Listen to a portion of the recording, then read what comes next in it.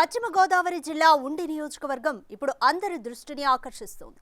ఉండి టీడీపీ అభ్యర్థిగా నర్సాపురం ఎంపీ రఘురామకృష్ణరాజు పేరు ఫోకస్ అవుతుండడమే అందుకు కారణం.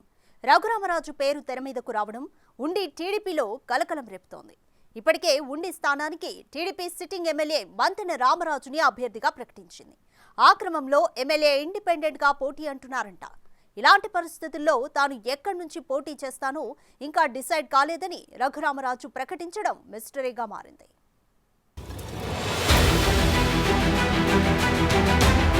నరసాపురం వైసీపీ రెబల్ ఎంపీ రఘురామకృష్ణరాజు స్వయంగా వెళ్లి చంద్రబాబు సమక్షంలో టీడీపీలో చేరారు.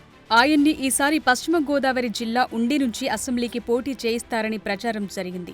ఆ ఎఫెక్టుతో ఉండి టీడీపీలో లేనిపోని రచ్చ మొదలైంది. ఇప్పటికే ఉండి అభ్యర్థిగా సిట్టింగ్ ఎమ్మెల్యే మంతెన రామరాజుని ఫస్ట్ లిస్టులోనే ప్రకటించారు టీడీపీ అధినేత. టీడీపీ స్థాపించినప్పటి నుంచి ఒక్క 2004లో మినహా ఉండిలో టీడీపీ జెండానే ఎగురుతోంది. అలాంటి చోట టీడీపీ ఆశావహులు చాలా మంది ఉన్నారు. అలాంటిది సడన్ గా రఘురామకృష్ణరాజు పేరు ఫోకస్ అవటంతో అక్కడ టీడీపీలో తీవ్ర గందరగోళం మొదలైంది.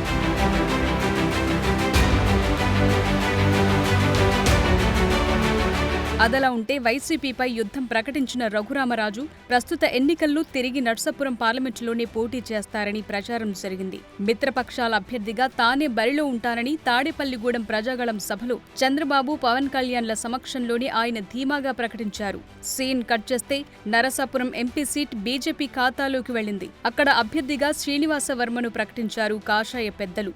దాంతో ఆర్ఆర్ఆర్ రాజకీయ భవిష్యత్ గందరగోళంలో పడినట్లు కనిపించింది. ఆ క్రమంలో ఆయనకు పాలకొల్లులో జరిగిన ప్రజాగళం సభలో చంద్రబాబు పసుపు కండువా కప్పి పార్టీలో చేర్చుకున్నారు. ఉండి అభ్యర్థిత్వం కూడా ఖరారైందన్న ప్రచారం జరుగుతోంది.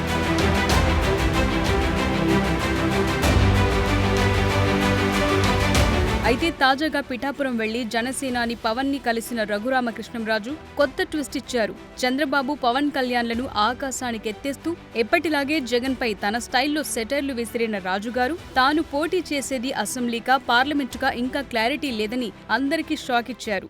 రాబోయే రోజుల్లో మనకున్న ఈ రాష్ట్రానికి పట్టిన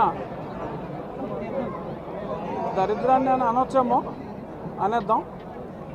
ఈ డ్రగ్ ఆంధ్రప్రదేశ్ని, ఈ బ్యాడ్ ఇమేజ్ని, రుణాంధ్రప్రదేశ్ అనే బ్యాడ్ ఇమేజ్ నుంచి బయటపడేయాలి అంటే చంద్రబాబు నాయుడు గారు, పవన్ కళ్యాణ్ గారి సారథ్యం చాలా అవసరం. కాబట్టి దీని గురించి మరింత చొరవ తీసుకుని వీలైనన్ని ఎక్కువ మీటింగ్లు, అలాగే నేను అసెంబ్లీకి చేస్తానా పార్లమెంట్కి చేస్తానా అనేది ఇంకా అస్పష్టత కాస్త ఉన్నప్పటికీ నేను ఎక్కడ పోటీ చేసినా వారు వచ్చి క్యాంపెయిన్ చేయాలని కూడా వారి సహకారాన్ని కూడా నేను కోరటం జరిగింది. ఎప్పటి నుంచో కూడా పవన్ కళ్యాణ్ గారికి నాకు చాలా సన్నిహిత స్నేహం ఉంది. వాళ్ళ అన్నగారితో ఇంకా ఎక్కువ స్నేహం ఉంది. చిరంజీవి గారు నేను మంచి స్నేహితులు. అదే స్నేహభావంతో ఆయన తప్పకుండా ఈ విజయానికి అండగా ఉంటానని చెప్పి నాకు అష్యూరెన్స్ ఇవ్వడం జరిగింది. వారికి నేను ఎంతో రుణపడి ఉన్నాను. జై జనసేన, జై తెలుగుదేశం. రాబోయే రోజుల్లో వదిలించేద్దాం, మీరు అందరూ సహకారం.